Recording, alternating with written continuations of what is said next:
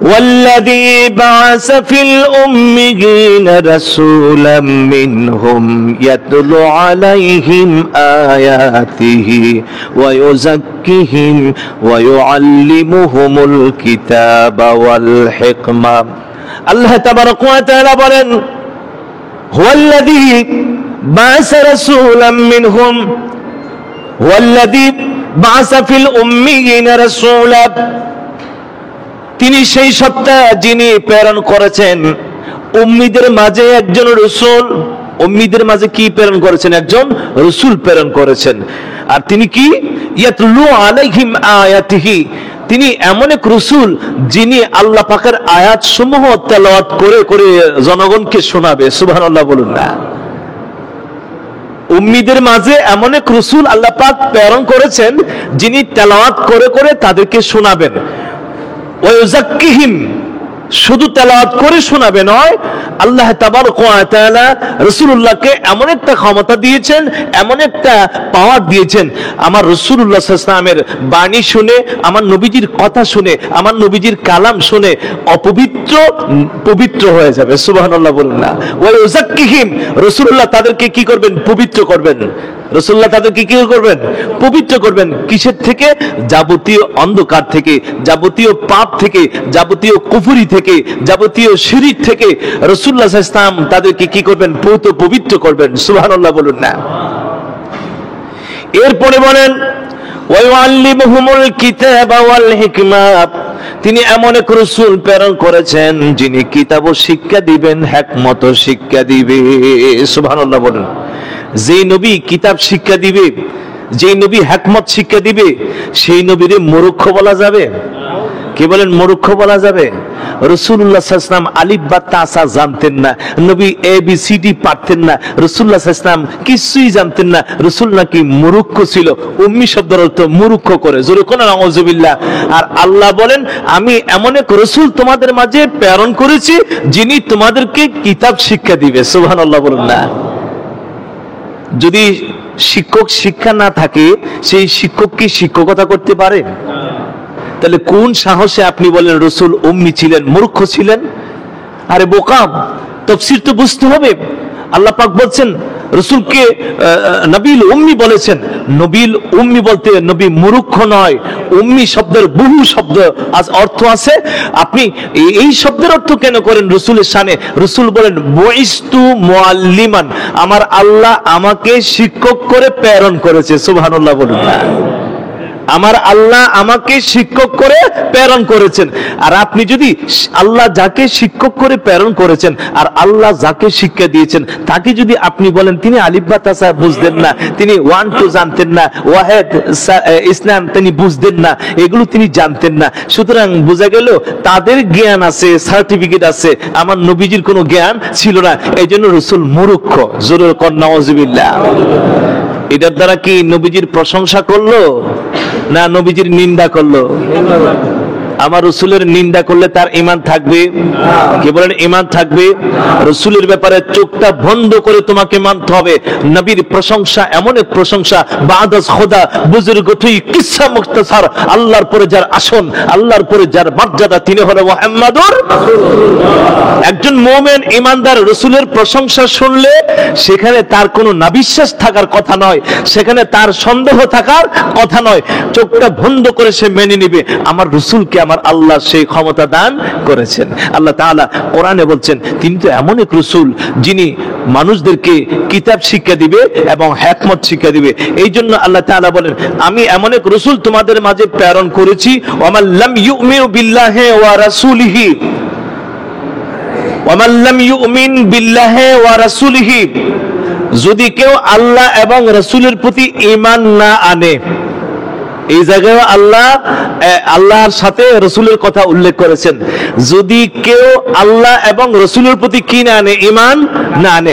আল্লাহ কিন্তু এটাও বলতে পারতো আমার প্রতি যদি কেউ ঈমান না আনে, নবীর কথা আল্লাহ পাক যদি বাদ দেওয়ার ইচ্ছা থাকতো তাহলে নবীজির কথা বাদ দিয়া বলতেন। আল্লাহ বলেন হাবিব না, আপনাকে বাদ দিয়ে আমার কালাম হবে না, আপনাকে ছেড়ে দিয়ে আমার বাণী হবে না, আপনাকে বাদ দিয়ে আমার ইসলাম হবে না। সুতরাং আপনি যেখানে আছেন আমার ইসলাম সেখানে আছে, আপনি যেখানে আছেন আমি আল্লাহ সেখানে আছি। সুবহানাল্লাহ বলুন। ইজা যুকিরতু যুকিরতা মাই। আল্লাহ পাক বলেন ইজা যুকিরতু যুকিরতা মাই।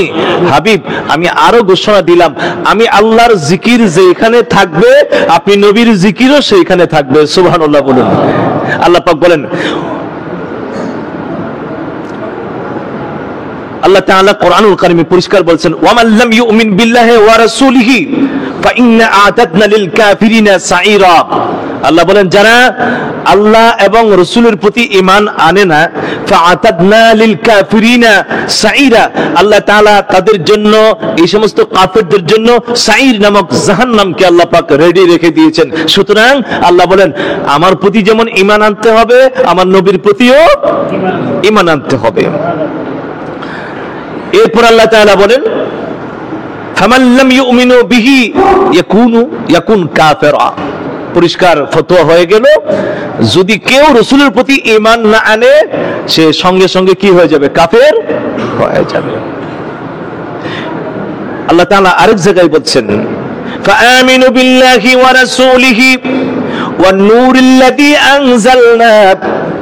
হে ঈমানদারগণ, তোমরা ঈমান আনো আল্লাহর প্রতি এবং রাসূলের প্রতি। আমার আল্লাহ বলেন, হে ঈমানদারগণ, তোমরা ঈমান আনো আল্লাহর প্রতি এবং রাসূলের প্রতি। সুবহানাল্লাহ বলুন না। এই কথাটা কে বলেন? আল্লাহ বলেন। সুতরাং আল্লাহ জায়গায় জায়গায় স্পষ্ট করে দিয়েছেন, আমার প্রতিও ঈমান আনতে হবে, আমার রাসূলের প্রতিও ঈমান। দুঃখজনক বিষয়, লা ইলাহা ইল্লাল্লাহ মুহাম্মাদুর রাসূলুল্লাহ এটা কালেমার অংশ না। মুহাম্মাদুর রাসূলুল্লাহ নাকি কালেমার অংশ না? জোরে কোন নাউযুবিল্লাহ। আপনি শুধু লা ইলাহা ইল্লাল্লাহ পড়লেই চলবে, মুহাম্মাদুর রাসূলুল্লাহ পড়লে হবে? অথচ ফতোয়াতে স্পষ্ট করে দিয়েছেন, লা ইলাহা ইল্লাল্লাহ বললে তাকে ঈমানদারই বলা যাবে না। আর যদি কেউ শুধু কেবল বলে মুহাম্মাদুর রাসূলুল্লাহ, তাহলে সে ফাকাদ ইউমিনু, সে ঈমানদার হয়ে যাবে। সুবহানাল্লাহ বলুন। লা ইলাহা ইল্লাল্লাহর ভিতরে মুহাম্মাদুর রাসূলুল্লাহ নাই, কিন্তু মুহাম্মাদুর রাসূলুল্লাহর ভিতরে মুহাম্মদও আছে, লা ইলাহা। সুবহানাল্লাহ বলুন না। যদি কেউ বিশ্বাস করে মুহাম্মদ সাল্লাল্লাহু আলাইহি ওয়াসাল্লাম আল্লাহর রাসূল, যদি কেউ বিশ্বাস করে মুহাম্মদ সাল্লাল্লাহু আলাইহি ওয়াসাল্লাম আল্লাহর রাসূল, তাকে আর বেঈমান বলা যাবে? তাকে কি কাফের বলা যাবে? কারণ সে আল্লাহকেও স্বীকার করছে, নবীকেও। আর এই হুদায়বিয়ার সন্ধির সময় মক্কার কাফেররা একটা চুক্তি করেছিল যে ওরা লেখলো মুহাম্মদ ইবনে আব্দুল্লাহ। সাইয়েদনা হযরত আলী কলম উঠায় ফেললেন, নবী গো, এইভাবে লেখা আমার পক্ষে সম্ভব না, মুহাম্মদ ইবনে আব্দুল্লাহ নয়, মুহাম্মদ রাসূলুল্লাহ লিখতে হবে। কাফেররা আপত্তি করলো না।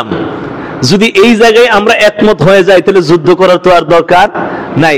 মুহাম্মদ আল্লাহর রাসূল, এই কথা যদি আমরা বলি তো আমরা ঈমানদার হয়ে যাব। সুতরাং এই কথা লেখা যাবে না, লিখতে হবে মুহাম্মদ ইবনে আব্দুল্লাহ। হযরত আলী বলেন, ইয়া রাসূলুল্লাহ, এখানে কলম ধরা আমার পক্ষে সম্ভব? আমার নবী আরেকজন সাহাবীকে ডাক দিলেন, আলী রে, তুমি তো জীবনে কোনোদিন আমার হুকুম লঙ্ঘন করো নাই। আলী বলেন, ইয়া রাসূলুল্লাহ, জীবনে কোনোদিন আপনার হুকুম লঙ্ঘন করি নাই, কিন্তু আজকে এই বেয়াদবি করা আমি আলীর পক্ষে সম্ভব হবে না। আমার নবী আরেকজনকে হুকুম দিলেন, আমি যা বলি তুমি তা লিখবা, মুহাম্মদুর রাসূলুল্লাহ না লেখে মুহাম্মদ ইবনে আব্দুল্লাহ লেখো। সুবহানাল্লাহ বলুন। লেখো। মক্কার কাফেররা, কুরাইশরা যে প্রস্তাব দিয়েছে সেই প্রস্তাব অনুযায়ী লেখো মুহাম্মদ ইবনে আব্দুল্লাহ, মুহাম্মদুর রাসূলুল্লাহ এখানে লেখো না। তাদের যেহেতু আপত্তি আছে, কারণটা কি? আপত্তিটা এক জায়গায়। তাদের যুক্তি হলো, যদি মুহাম্মদুর রাসূলুল্লাহ আমরা স্বীকার করি, তাহলে আমরা কি হয়ে গেলাম? ঈমানদার। লিখতে হবে মুহাম্মদ ইবনে আব্দুল্লাহ, মুহাম্মদ আল্লাহর রাসূল, এই কথা আমরা বলবো। আমার রাসূল ভবিষ্যতের খবর জানেন, আমার নবীজি পরে কি হবে এটা জানতেন। সাহাবায়ে কেরামকে বললেন খামোশ থাকো, ধৈর্য ধারণ করো, তারা এবার আমাদেরকে ফিরাইয়া দিচ্ছে, দেখ আমরা চলে যাব, মক্কায় ঢুকবো না। তারা যেই সন্ধি করেছে, চুক্তি করেছে, প্রত্যেকটা চুক্তির মধ্যে আমি সই দিব, তোমরা মতানৈক্য করো না। সাহাবায়ে কেরামের মেজাজ গরম হয়ে গেল, নবী গো সব তো তাদের পক্ষে, আমাদের পক্ষে তো কোনো রায় আসছে না, আমাদের পক্ষে তো কোনো লেখা আসছে না। নবীজি বলছেন এটাই হবে ফাতহু মুবিন, এটাই হবে প্রকাশ্য বিজয়। জোরে বলুন সুবহানাল্লাহ। বেশি দিন নয়, 1 বছর পরেই মক্কা কি হয়ে গেল? বিজয়। তো মুহাম্মদুর রাসূলুল্লাহ মানতে কাফেরদের কি ছিল? আপত্তি ছিল। কিন্তু ঈমানদার যারা মুমিন তাদের কোনো আপত্তি থাকার কথা নয়। কেন? মুহাম্মদ সাল্লাল্লাহু আলাইহি ওয়াসাল্লাম কার রাসূল? আল্লাহর রাসূল। নবীর উপর ঈমান আনতে হবে। আল্লাহ পাক জায়গায় জায়গায় কোরআনুল কারীমে তা ইরশাদ করেছেন। রাসূলুল্লাহ সাল্লাল্লাহু আলাইহি ওয়াসাল্লাম বলেন, রাসূলুল্লাহ ক্বালা রাসূলুল্লাহ সাল্লাল্লাহু আলাইহি ওয়াসাল্লাম আতাদরুনা মাল ঈমান বিল্লাহি ওয়াহদা, তোমরা কি জানো একমাত্র ঈমান কাকে বলে? সাহাবায়ে কেরামের উত্তর কি আদবের সহিত ছিল? ক্বালু আল্লাহু ওয়া রাসূলুহু আ'লামু। একটা কথা বুঝে রাখবেন, সাহাবায়ে কেরামের কি তাজিম ছিল, আদব ছিল। কেউ জানলেও রাসূল প্রশ্ন করলে নবীজির প্রশ্নের উত্তর দিতেন না। তারা নিজেকে বিনয় করে মাটির সাথে মিশাইয়া বলতেন আল্লাহ এবং রাসূল ভালো জানে। সুবহানাল্লাহ বলুন না।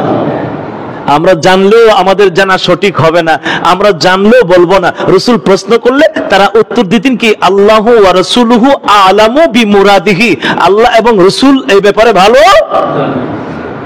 এখন আল্লাহর সাথে নবীরে সাহাবায়ে কেরাম মিলাই লাইছে, আল্লাহও ভালো জানে, নবীও ভালো জানে। আরেক দল কিন্তু এই যুগে ফতোয়া বেরিব না, আল্লাহর সাথে নবীরে মিলান যেত না, শিরিক হয়ে যাবে। আল্লাহও বলে জানে, নবীও বলে জানে, এইজন্য কি হয়ে যায়? শিরিক হয়ে যায়। তাহলে সাহাবায়ে কেরাম শিরিক করছে। আরে সাহাবায়ে কেরামের ভাষাটা কি ছিল? আল্লাহু ওয়া রাসূলুহু আ'লামু। শুধু জানে এমনটা বলতো না, আ'লামু ইসমে তাফজিলের সিগা। আল্লাহও বেশি জানে, রাসূলুল্লাহও বেশি জানে। সুবহানাল্লাহ বলুন না। আল্লাহও ভালো জানে, রাসূলুল্লাহও ভালো জানে। কোন জায়গায় আপনি ফতোয়া দিবেন? আল্লাহ এবং রাসূলকে মিলায়ে মিলায়ে সাহাবায়ে কেরাম উত্তর দিতেন। তখন রাসূলুল্লাহ বলেন ক্বালা শাহাদাতু আন লা ইলাহা ইল্লাল্লাহ ওয়া আন্না মুহাম্মাদার রাসূলুল্লাহ। ঈমান হলো একটা সাক্ষ্য দেওয়া লা ইলাহা ইল্লাল্লাহ, আরেকটা সাক্ষ্য দেওয়া মুহাম্মাদুর রাসূলুল্লাহ সাল্লাল্লাহু আলাইহি ওয়াসাল্লাম। আল্লাহ পাক যেন আমাদেরকে ঈমানের স্বাদ বুঝার আর ঈমানের হাকিকত বুঝে ঈমানকে মজবুত রাখার তৌফিক যেন আল্লাহ পাক দান করে। আমরা সবাই বলে আমিন। আর একটু মহব্বতে বলে আমিন। আজকে আপনার সাথে আপনাদের কাছে একটি দোয়া রাজি আমি করি। আজকের এই জুমাটা আপনাদের সাথে আমি পড়ছি, আগামী জুমাটা আল্লাহ যদি আমাকে হায়াতে বাঁচায় রাখে আমি মক্কাতুল মুকাররমায় পড়ব, পরের জুমাটা মদিনাতুল মুনাওয়ারায় আমি পড়ব। আগামী 11 তারিখ সোমবার 5টা বাজে আমার ফ্লাইট, ওমরার উদ্দেশ্যে যাব। আপনারা সবাই আমার জন্য দোয়া করবেন, আল্লাহ যেন সহি সালামতে সফরটা করে আমাকে আনায়। আপনাদের জন্য আমি দোয়া করব, আল্লাহ পাক যেন আমার মুসল্লিদেরকে সহি সালামতে রাখে। সবাই বলে আমিন।